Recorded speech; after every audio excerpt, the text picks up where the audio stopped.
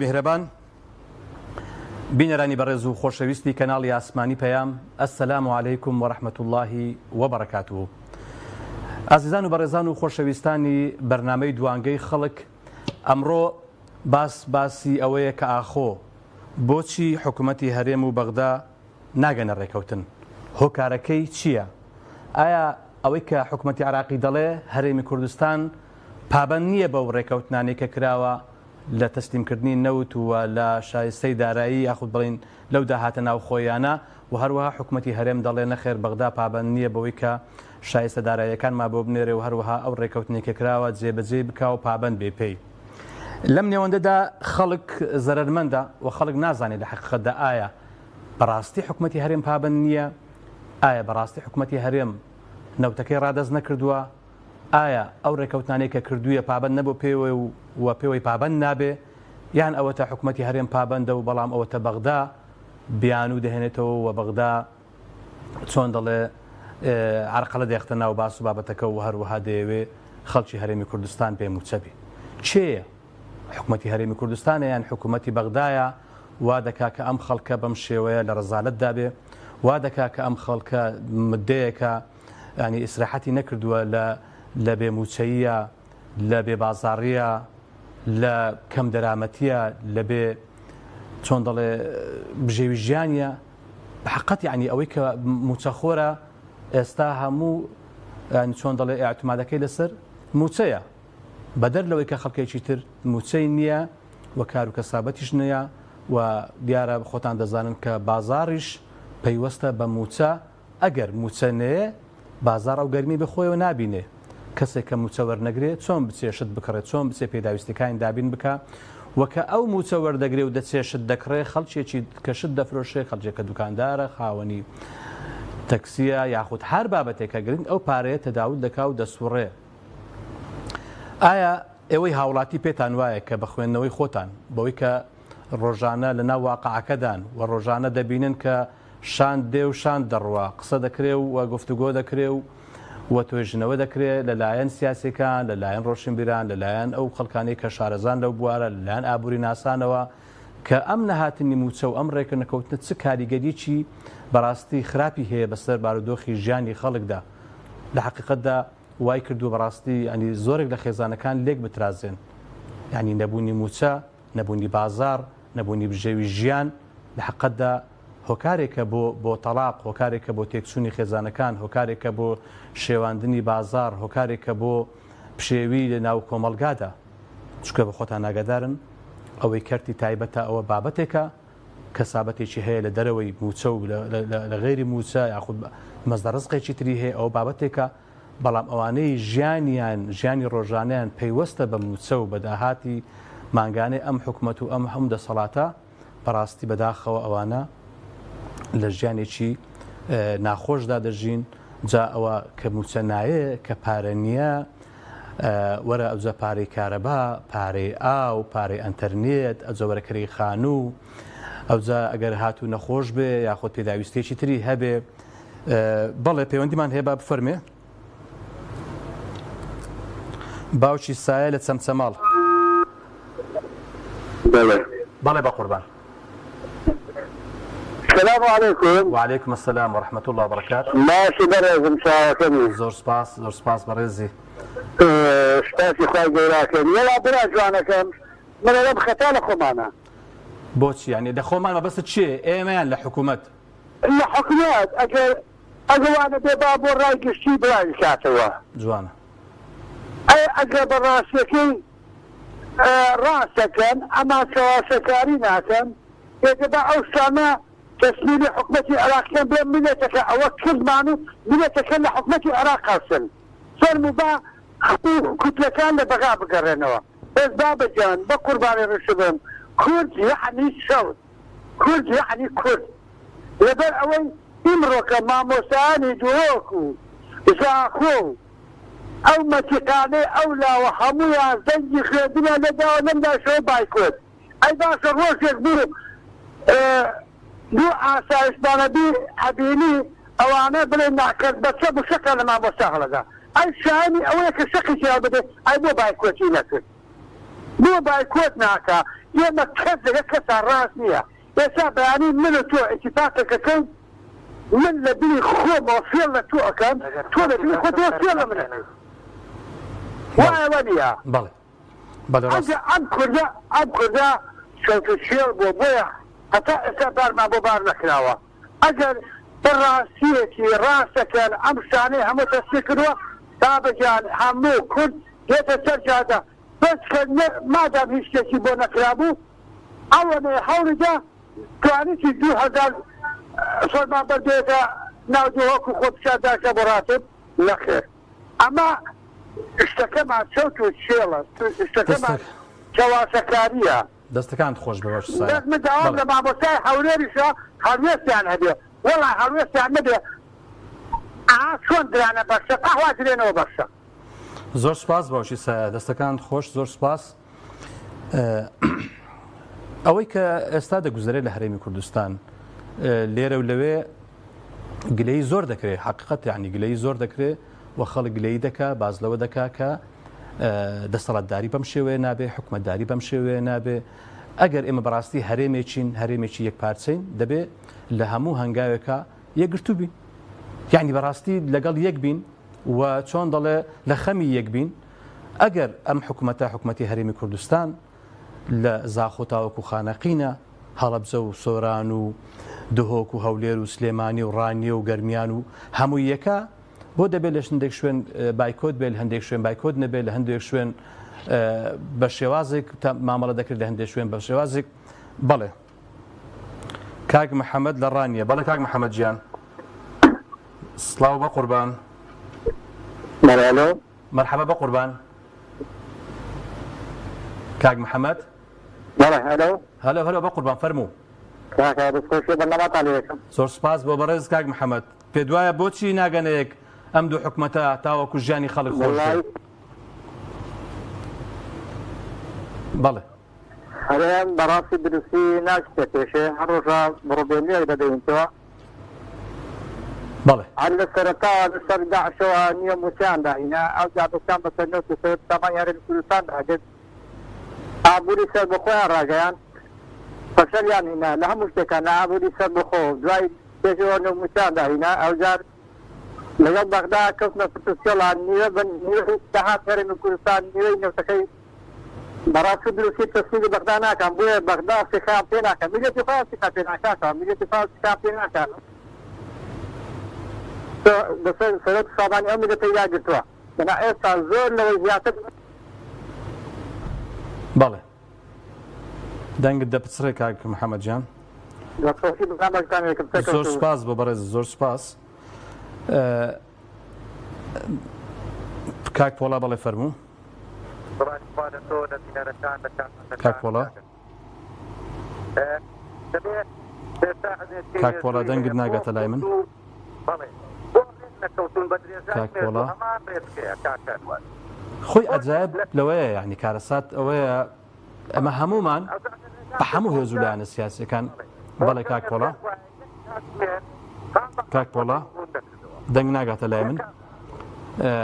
هەموو باز لە یەکڕێزی دەکەن باز لە تەبایی دەکەن کاک پۆڵا گوێم لە دەنگت نییە کاک پۆڵا فەرموو کاک پۆڵا دەنجی ناگاتە لای من بەڕێزان هەموو باز لە یەکڕێزی و هاوکاری و برایەتی و نازانم دنیایەک شیعاراتی کاکە با بفەرمێ بەڵێ دەنگ ناگاتە لای من بەڕێزان بەڵێ هەموو باز لە یەکڕێزی دەکەن هەموو باز لە تەبایی دەکەن هەموو دەڵێن با بە یەک بین بەڵام کاک ئەحمەد لە هەولێر ئەو کاتت باش بە قوربان سپاس بۆ بەڕێز لە ئێستادا هیچ بۆچوونێک نییە و ئەوانەی کە لە ڕابردوودا ئێمە بینیمان و ئەم لایەنە سیاسیانەی کوردیان بەم ڕۆژەگەیان کە ئێستا دایان دەخۆیان ناوە حکومەت دیارە ئاغاکانیان لە ئێستادا کاریان بەمانە زماوە بە هەموو بە حزبولیانە سیاسەکانەوە بە ئۆپۆزیسیۆن و بەدەسەڵاتەوە ئاغاکانیان ئیشیان پێیان سەرچەندیان لایەنە ئیسلامیەکان و لایەنە علمانیەکان و ئەمانەی کە لەسەر لەدەسەڵاتن و هیچیان پێیان نەما کۆتایی هاتووە حکوومەتی عێراق کەوتە سەر پێی خۆی حکوومەتی عێراق ئێستادا حکوومەتێکە بەهێزە لە ناوچەکە سیادەی خۆی هەیە پارێزگاری لە سیادەی خۆی دەکات لە ئێستادا وڵاتانی ئیقلیمی بە ئێران و بە تورکیا و نێو دەوڵەتەکانیش ئیشان بەم حزب و ئەمانەی کە لە ڕابردوودا هەبوو لە ئیسلامیەکان و ئەمانەی بابلن ئەلمانەکان کاریان تەواو بە کۆتایی هاتووە مانەوەیان یعنی خلاص كوتاي هاتو يعني كاغ احمد يعني بنمونه بونمونه مثلا يعني اغا كان يندلي بونمونه دو حزب الصلاه دار يعني اغا كان ينشين وحزب اسلامي كان وياخذ معارضه كان اغا كان ينشين دوا اجد الصلاه مجبور ب لبرهندك شت صندل تنازل كابو امولات واولاد بلام حزب بتشوكا كان كي تنازل يعني كردو وتبوتي تنازل كانوا وتقازان زي شان كردوا حزب بوچکەکان پاشکۆی دەسەڵاتدارەکان کات خۆمەمان نزانین ئەوانە ئەگە پاشکۆی دەسەڵاتدارەکان نەبن ئەم حکوومەتی هەرێمی کوردستانە موچەی پێنادرێ کاتێک گەیشتە ئۆتۆموچەی فەرمانبەران پێنادرێ یعنی ئەمە کۆتاییە بۆچی نایقۆزنەوە فەرمووتووە لایەنێکی ئۆپۆزیسیۆنی وەرە بیقۆزەوە بڵێ حکوومەتی هەرێمی کوردستان سەرتاپای تا ڕزاوە لەگەڵ بەڵیا سەرتاپی هیچ بکەچی نەماوە وەرە بیقۆزەوە وەرە بڵێ من ئەوتان بۆ دەکەم وەرە ئەوە بەس کەس نییە کاکە ئەوانە تریش پاشکۆی لانەکانی دەسەڵات خۆی ماومانەوە دار دەزانێت ئاغاکانی تورکیایە و ئێرانە و سعودیایە ئەوان لێوە تەحریک دەکرێن بەڵاممانە کۆتاییها پێ هاتووە حکوومەتێک ناتوانێت موچەی فەرمانبەرەکانی پێ بدرێت حکوومەتێک ناتوانێت ئاو کارەبا دابین بکات کۆتایی هاتەیە کۆتایی چییە کۆتایی چێ شتێکم پێ بڵێن کۆتایی چییە ئێوەکو لایەنێکی معارەزە وەرە شتێکم پێ بەڵێ ڕۆژانە دەوام یعنی معقولە لە کوێ دنیا هەیە فەرمانبەرێت جمعە و شەموو بچێت دەوامی نییە بچێت سڕەی بەنزین بگرێ لە یەکشەمەوە تاکو پێشەم زۆر سپاس کاک ئەحمەد دەستەکان خۆش زۆر سپاس بەڵێ ئەم ڕێک نەکەوتنە کاریگەری خراپی خۆی خسۆتە سەر ژیانی خەڵک لە حەقەتدا ینی لە ئێستادا بازار نیشەلەری هێناوە و خەڵک بەڕاستی لە ژیانێکی تابڵەی ناخۆشدایە و ناتوانێت وەکو پێویست پێداویستی ڕۆژانەی خۆی دابین بکە خەڵکێک هەیە تا ئێستا ئەوە دوو مانگە لەوانەیە کری خانووی نەداوە نەخۆشی هەیە ناتوانێت نەخۆشەکەی ببا چارەسەریکە ئەگەر بشی با ناتوانانی وەکو پێویستدا و دەرمانی بۆ دابین بکە یا خود عیلاجی بکە بە هەمان شێوە لەسەروی هەموو ئەوانەشەوە کە قوتابخانەکان دەکرێتەوە کاک هەژار لە چەمچەماڵ بەڵێ کاک هەژار ئەم کاتت باش بە قوربان چۆنی ئەحواڵت چۆنە باشی سپاس بۆ بەڕێزت وەڵی بۆچی نازانم تۆ ئەگەر وەکو هاوڵاتێک ئاگادار بی ینی بۆچوونی تو چیە سەبارەت بۆی کە حکوومەتی بەغدا و حکوومەتی هەرێم یاخود حکوومەتی هەولێر ناگەن بەیەک سەبەب چییە؟ خۆمان چێ ئێمە یا ئەوەتە حکوومەت ملەتی داما و چی بکە؟ ئەڵای بۆ دیکە ئەگەر میلەتی و لە کاتی هەڵبژاردنا پەڕۆیان بۆ نەدا و پەڕۆیان بۆباندا ئەم حزەکەوا ناکەن نە قوربان بڕۆ هەزارە ژنمان وای خەریک ڕێزم بۆ جەنابدار جایانتیکێ بۆ پارەی پێ نییە مۆزەف فەقیر پارەی پێ نییە بۆ هەردوو حکوومەتێکە حکوومەتی پەڕۆیان بۆبادێ لە باس صندوق بەردیان بۆ مۆرەکەین بۆ خەتای خۆمانە خەتای نییە حکوومەت ناگرم من ینی ئایا بۆ ئەوەی کە پاداشتی خەڵک بدەنەوە کە خەڵک دەنجیان پێدەدە دەبێ ئاوا موچە ببردرێ بەڵێ گشتی خەتای خۆمان کەسی دەنگدان دێ ئاکین پەڕۆیان بۆ بادەین و لە ناو چارۆنیوەی خۆمان دەرەکەین و تەقاکەین سیاسین بۆ دەنگدان بە ئەگەر ساڵێک دەنجیان پێێن ئەمان ژواناکەن بە قوربان تاوەم نێخ خەتای مەدن حکوومەت عیبی بەڵێ دەستەکانت خۆش کاک هەژار زۆر سپاس دەکەم زۆر سپاس بە قوربان دیارە زۆرێک لە پەیوەندەکان باس لەوە دەکەن کە ئێمە وەکو هاوڵاتی خەتای خۆمانە ئێمە ناتوانین کەسی باش هەڵبژێرین و کەسی باش هەڵ نابژێرین دوجار ئەوە نەتیجەکەی دەبێ ئەوە بەرهەمەکەی دەبێ ئەوەی کە ئێستا دەیبینین کە ئەوەی هیچی گوێی پێ نادرێ ئەوە خەڵکە لە هەمان کاتیشە لە کاتی انتخاباتە لە کاتی دەنگدانە لە کاتی شەڕە لە کاتی ڕوبڕووبوونەوەی دژمنە تەنها خەڵکە و تەنها خەڵکی هەژار و داماوە کە بەرگری دەکات تەنها ئەوە دەچێتە سەر سندوقەکانی دەنگدان و هەر ئەوە کە لە هەموو مەینەتێک کە ڕوو لە ئەم هەرێمە دەکا ڕوو لە کورد دەکا تەنها بەش مەینەتێکە بۆ خەڵکی هەژار و کەم دەرامەتە کەچی بەداخەوە لە هەمان کاتە لە خێر و بێریشە پشتی شێر بەر خەڵکانێک دەکەوێت و ئەوەی کە بەڕاستی تێیدا زەرمەندە تەنها خەڵکی هەژار و کەم دەرامەت و خەڵکی دەنگدەر و خەڵکی بەرگری کارە لە ئەم هەرێمی کوردستانە. ئایا ئەمە تاکەی وابێ تاکەی بەو شێوەیە بێ تاکەی بیرێک ناکەنەوە؟ ئایا بەس نییە دەوڵەمەند نەبوون؟ ئایا بەس نییە کۆمپانیا دروستکردن؟ ئایا بەس نییە؟ بەڵێ کاک عومەر لە بەکرەجۆ. بەڵێ بە قوربان. وڵای سڵاوی خوا بێ بێزارێ. سڵاوی خوا لە بەڕێزت ئەم کاتت باش بە قوربان. بێوەی بیا خوا لە بەڵانەتدا. ئامین ئەجمەعین یا ڕەبی. ئای بە قوربان قەی ناکەیتە قەی ناکە ئەم موچەوە ئەچێ بۆ سێمانگە بێتەوە ئەوەتە پارەی پێ نییە کرێکی ماڵ خەریکە ئەبێ بە شەڕیان ئەوە پارەکە من بەعازەکە وەردەگرتۆ چی وەرمێن کابرا خاڵەتە بڕۆ کاکەوە لیباز بنێنە ئێستا قەیرانکە ئێستا من بەخوا پارەی مۆری دەکەم نییە بیان نییە کە مەحاسەکەم نایاتێ ئەرە بە قورعان وەڵام منیش ئەتوانم حکمڕانی نێم و ئاو نێم و موچە نێم و مناڵێکیش ئەتوانێنی با بەڕێوە. بەڵێ دەستەکانت خۆش بێت دەستەکانت خۆشکە عومەرجان دەستەکانت خۆش حتمما بێگومان ینی کێشەی کۆمەڵایەتی دروست دەبێت لە کاتێکە کە وڵات بەم شێوەیە بەم ئاقارە بڕوە کە موچە نەدرێ کە خەڵک ینی ژیانی دەکەوێتە حاڵەتێک کە ناتوانێت تەنانەت ینی دڵی ماڵومدارەکەی ڕازی بکە ناتوانانی خاوەن خانوەکەی ڕازی بکە کە خاوەن خانوش مانجێک دوو مانگ ئاخر چەند چاوەڕوان بێ خۆ ئەوش 2000 حەقی خۆیەتی. بەڵام ئایا ئەمە هەمووی هۆکارەکەی چی هەموو هۆکارەکەی ئەوەیە کە بەداخەوە ڕێگنەکەوتنی هەولێر و بەغدایە کە ئەوەش وەکو ئاماژەم پێکرد لە سەرەتادا هەردوو لا یەکتر تاوانبار دەکەن هەم هەولێر و هەم بەغدا دەڵێ هەرێمی کوردستان پابند نییە بەو ڕێکەوتنانە و هەرێمی کوردستانیش دەڵێن نەخێر بەغدا پابند نییە و ئەو ڕێکەوتنێک کە کراوە بەغدا پێوەی پابند نابێ و شایستە دارایەکانی خەڵکی کوردستان نانێرێ. لێرەدا چێ زەرمەندە چێ لێرەدا چۆن دەڵێ کەسی یەکەمە لەوەی کە پشتی شێرنا پشتی چۆن دەڵێ ماڵوێرانی بەردەکەوێ ئەوەیە کە خەڵکە هەژارەکەیە ئەگەر نا دەسەڵاتدارانی ئەم هەرێمە لە ئەو پەڕیژانی خۆشدا دەژین بەڕاستی خۆیان ئێستا لەوانەیە نەزانن چەندیان کۆمپانیا هەیە چەندیان پارە هەیە ئەوەندە زۆر بێ. کاک دڵشاد لە هەولێر. بەڵێ کاک دڵشاد. وعليكم السلام ورحمة الله. أما بابتي وأخيدي الله نفسي يصبح لدب الله الله نفسي يصبح وحكم لكم لقد ضمان بوان لقد ما مفتيان باش نبينا ما كوباو بكي سوشي بردان هذه أمان زور لو عاقل سيدي سيدي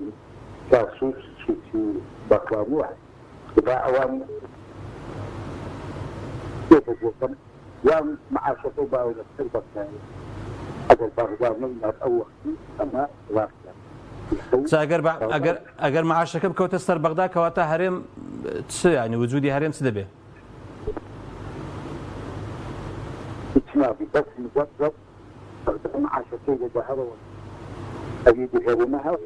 چاخۆ بەڕێوەبەرایەتێکی بانکێکی دەتوانێت معاشەکە تەوزەکە.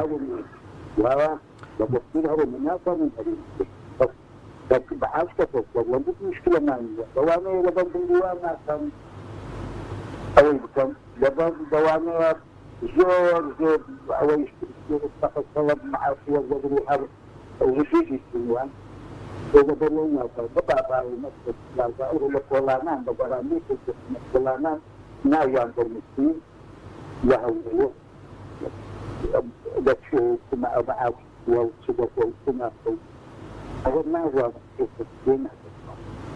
بەڵێ دەستەکانت خۆش کاک دڵشاد زۆر سوپاس بە قوربان بەڕێزی زۆر سوپاس. ڕێک نەکەوتن دیارە ئەنجامەکانی چییە؟ ئەگەر ئێستا مانجی حەوت و مانجی هەشت هەتا ئێستاکە موچە نەدرابێ مانجی نۆش کە ئەمڕۆ فەرمو ئەوە سێزدەی مانگە ینی حکوومەتی عراقی دەست بە دابشکردنی موچەی مانجی نۆ دەکا کەچی ئێمە مانجی 7 و 8 وەرنەگیراوە ئەوە نۆشی هاتە سەرێ و تا دێ باری خەڵک قورس دەبێت تا دێ گرفتەکان زیاد دەبن بڕۆنە دادگاکان ئەو جا دەزانن کە بەڵێ کاگ عەبدوڵڵا لە چوار قوڕنا بەڵێ بەڵێ کە عەبدوڵڵا وعليكم السلام ورحمة الله. مالك دوهني باش ما بوريكو بەڵێ گیان دەڕێن دوهنی باش ما بۆڕێکەوە دوهنی باش ما بۆڕێکەوە کەی چۆن چی دووهەدەکان ئەوەنە ئەوە کەواتە ئەمە یەکەم جار کە هەڵبژاردنمان کردووە هەرێکی زۆر باش بوو حکومەتمان پێکەنیا بەڕمان بەڵێ سەر کورسیەکەین هیچیان نەکرد هەتاکو یاسای گیرفان یاسای گیرفان دیوە ئەنی یاسای گیرفانیان دروست کرد بۆ خۆیان بۆ هەرچە سەرۆکاتەکەی بەڵێ لە پەرلەمانی 50 ملیۆن دیاری مێزەی دەبی بەوە ماڵێ 50 ملیۆن دینار خەڵکی لە سەدادەی بگریا ئاسمان پەرلەمان سەرۆکایەتی حکوومەت هەرێ سەرۆکی هەیە تەقاویتە ئیلا کارگوزارەکانی کە لێ دەوام دەکەن ئیلا ئەو بە یاسا تەقاویت دەبن دەنا یەک زەنان تەقاویتی حرامە دەوسی سەرۆکاتی هەرچێکی حرامە هەرچێکی چونکە پارەکەی بێ ئەندازە ئەزەران بێگی یاسا دادە بۆ دوو دیارن ئەویش 50 ملیۆن نزیکاتە ماڵەوە حەڵاڵە بێتە ماڵە خوا ئەو کاتە ئەمە شەڕی دەهاتمان بۆ هەڵکەوە شەڕی دەهاتبووە هەڵکەوە کەس نازانی شەڕەکان چۆن کرد بابەت و تەعاودەکە زۆر بە ئەمریکا دەدا بۆ شەڕی تەعاودی وەردەگرن کاتێکم ئەو زەلامانە بەگوی لێدن بەڵام دوای هەقی خۆمان دەوێت حرب ناسی حرب له الشخص حتى صارت شرعي دقيقتين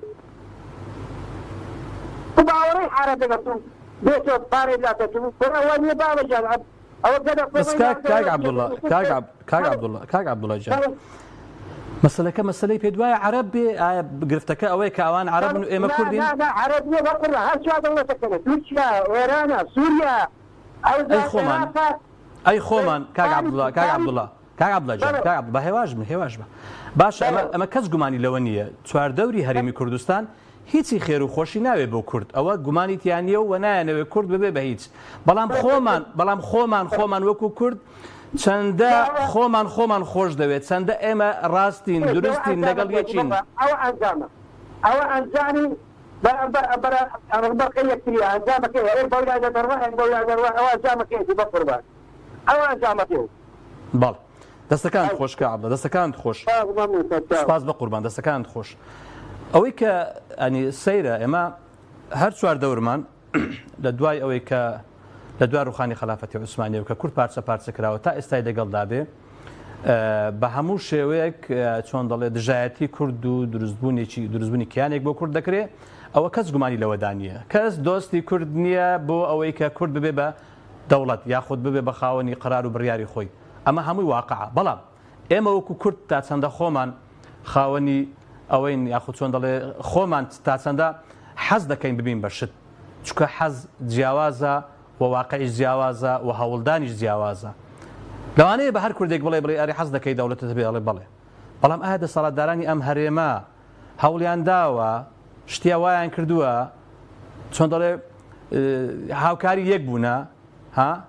هەریەکە بەلایەکە دابەش بووە بۆیە ئەوەی دەبینی کە ئێستا ئەوە حاڵمانە بۆیە بڵێ کاک ساڵح لە چوار قوڕنا بەڵێ کاک ساڵح کاتت باش ئەم کاتت باش کاک ساڵح گیان والله ئەگەر کاتم بدێ دەمەوێت تۆزی ئەگەر لەسەر ئەو بەرنامەی جەنابەت بدەم مەگەلێم قبوڵ بکەیت فەرموو طبعا میلەتی کورد هەتاکو ئێستا سەرکردن نەبووە بە سەرۆک زانینی هەبوو کاتە سەرۆک بەڵام سەرکردنی نەبووە بۆی هێدەر بێ و بەڕێگایەکی هێنی و هێدی و سیاست وەدارانە دەوڵەتی بەڕێوەبەری بۆ خۆمان سەرۆک دروست دەکەین بۆ خۆمان دەبینە کۆژی و سەرۆک دروست دەکەین ئەوە خاڵی یەکەم خاڵی دوێنێش ئێمە هەرێکمان بۆ ڕەخسا لە ساڵی 2000 ئەو کاتی گەورەترین هێزی عێراق کوردستان هێزێکی چەکداری هەبوو ئەگەر شاش بێ هێز بوو بەڵام کورد نەیتوانین مابەڵەت کا لەگەڵ عەرەب این با شخصی خود ملان هیچ مدرس نبود این نبود بغداد دادنیشم دشمنی خود دمانه ل پایتخت کردستان لاولیر در وعوان ایشان در لعمه دین دوست من دکتر بغداد او بغداد که او رو بچای خود ببینی لقوای دنیا دعوت وقت شغل واره لما وبراجلك دعوات بيوك وعبيش لما لقوش حاضر كي إيه كنت عوامان كي لو كمان الدنيا بدي سعودو أمريكا دينا طبعا إما فرموا أو هؤلاء كتير بيجي دورة قلات المرض لوران يبقى كانوا بيشتي لكبشتي زراعتي عربي شوشتي دبينية دزاني أو كارنا بيرجعوا من النبي أجر جوي هبي بوي عوامي بساتي دزانا من بس تعاري خود كردن كم خوشي تاكد كيوار كيشان در رفيسر كده كرد بعد بغداد ومانده لبرا ويجي شان غير ما نكردوا فقط يجي نكرا أبو كاكي كد أو ركبت واحد أحسيت أو رجل أو آوائي كآوائي كردستاني في دولة بله دەستەکان خۆش کاک ساڵح بەڵێ بەڵێ أجارة حكومة الهرمي كردستان بكمال ثروة المتوازنية كاكا فقبون من أو مرتمال أو ذلك يصادرون بأوروباي ثروة الاجتماعي بدل سدين كاكا كردستان خمسة هم ومن قيلتيا وقيلة كشف كري سواء كان سمي روي بأوروباي هم قوة كذا بكمال كشف كري شورش دكاته وخبار دكا أمن يستعمل كردستان بيك عيباتي دكروشن يك عيبات لا ما يتعلم دي تمسيطة لو خباتن دي كتشان دولة مكدواني خواه مشهور غير غزاني بەڵێ دەستەکان خۆش کاک ساڵح دەستەکان خۆش ئەوەی کە بەداخەوە وای کرد کە خەڵکێکی وەکو ئەو بەڕێزە ئاوا بێئەمەل بێ ئێستا لە هەرێمی کوردستان زیاد لە 5,000 ملیۆنێر هەیە ملیۆنێر واتە لە خوار ملیار دۆلاریان هەیە واتە ملیۆنێک دۆلار هەتا 100 ملیۆن دۆلار 200 ملیۆن دۆلار یاخود نازانم چەندیان هەیە باشە بۆچی ئێستا هەرێمی کوردستان نایە سوود لە داهاتی ئەو هەرێمی کوردستانە ببینێت کە خەڵکێک لەوانەیە بە ناشەرعی ئەو پارەی بەدەست کەوتووە ئەو کەسێک کە بە حەڵاڵی بە ئارەقی نوچوانی خۆی بە ماندووبوونی خۆی بە زیرەکی خۆی پارەی پەیدا کردو عافێتی بێ نەخوا و نەخەڵک کەس ناتوانێت محاسبەی بکە ئیلا خوای گەورە محاسبەی دەکە کە لەسەر ئەوەی کە چۆنی پەیدا کردو چی سەر ئەرمیم ئەوەی تر بەڕاستی کە بە ناشەرعی پەیدا کردو حەق ئێستا محاسبە بکردن ئەوانە بەڵێ لا نەخان بەڵێ فەرموو کاتت باش بەڕێز سوپاس بۆ بەڕێزت بەڵێ کاگەنێر وەڵام نازانم ئەو خەرکردنی ها خۆیم شێوە کردیە بۆ ئەم سیارەکەی دەڵێ چۆن دەڵێ چۆن لە وەڵام سیارەکەی کابۆتی حکومەتی هەرێمی بەغدا ڕێک ناکەون والله حکومەتی هەرێم دەبینی ئەو خەڵکانی دەوڵەمەندە و ئێستان بەس بە حالی خۆم لە هەولێر فەقیر و هەژار نابینی ئەتۆ لە هەولێر فەقیر و هەژار نابینی؟ بەڵێ هەموو دەوڵەمەندە یعنی ئەوە قەنەعەتە ئەتۆ یان هەروەکو چۆن دەڵێ نازانم یعنی والله کاگە ینی لا نەخان ئەتۆ بەڕاستی وا دەڵێ یان وەکو نازانم بڵێم وەکو نوکتەیەکە هەموو ئەوە حکومەتیش بە هەزاران کرێچی لەو شارە هەیە بە هەزاران خەڵکی فەقیر هەیە لەو شارە بە هەزاران بێوەژن و چۆن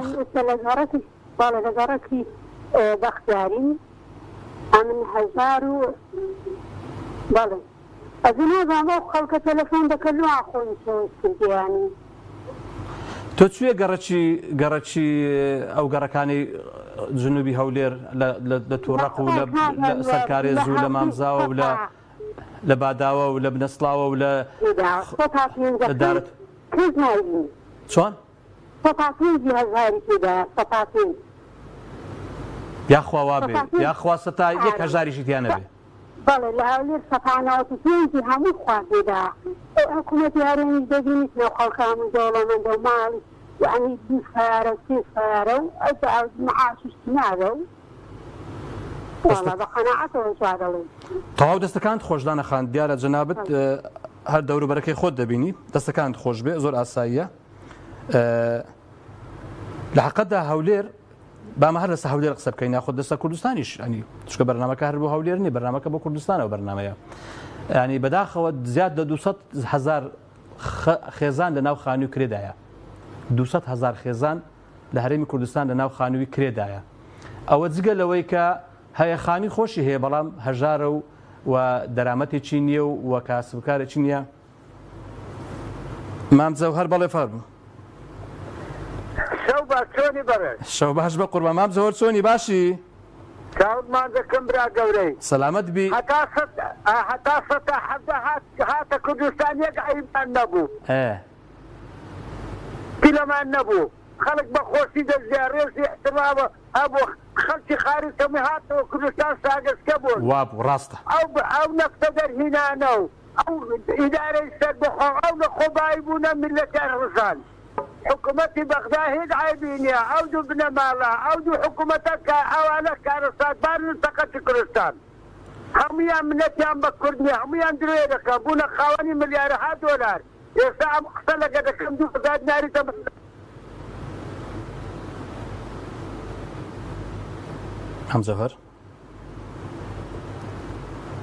مامزەهۆر داوای لەبردن دەکەم مامزار پەیوەندەکەی پسرا بە هەزاران خەڵک لە کرێ دانیشتووە بە هەزاران خەڵک ڕاستە لەوانەیە خانوو خۆی بەڵام بژێوی ژیانی نییە ینی مەزە ڕزقێکی نییە کەسابەتێکی نییە ینی خەڵکێکە ئێستا پیرێژنێک و تاقە کچێکی هەیە یاخود چەند ژنێک داخۆ لەسەر چەند منداڵێک دانیشتووە و ئەگە خەڵک خێری پێ نەکا ئەگە خەڵک هاوکاریان نەکا بەڕاستی هیچ موچەیەکی نێشتێکی نییە بەداخەوە لە هەرێمێکی ئاوا دەوڵەمەند ینی هەرێمی کوردستان ئەگەر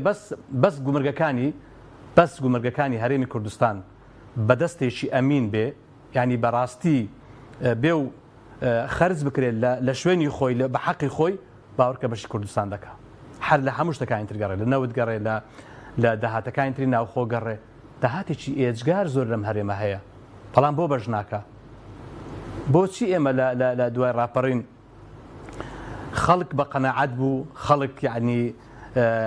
بێدەنگ بوو لەبەر ئەوەی هەموو وەکو یەک وابووین تقریبا تا حدێک ینی سەرکردە و بەڵێ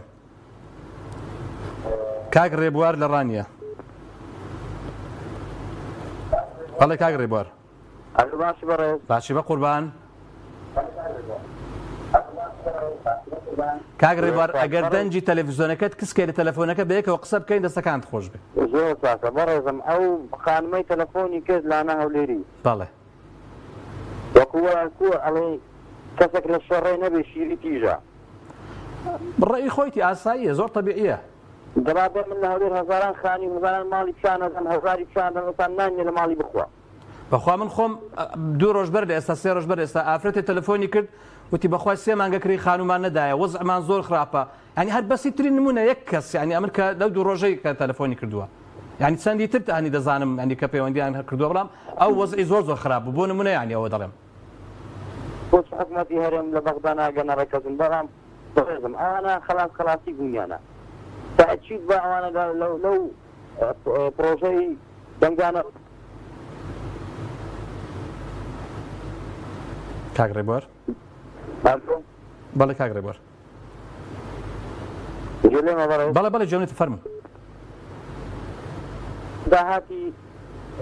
نەگنەوە بەداهاتی غاز موسەیدەن بەداهاتی گومرگ و ڕزق و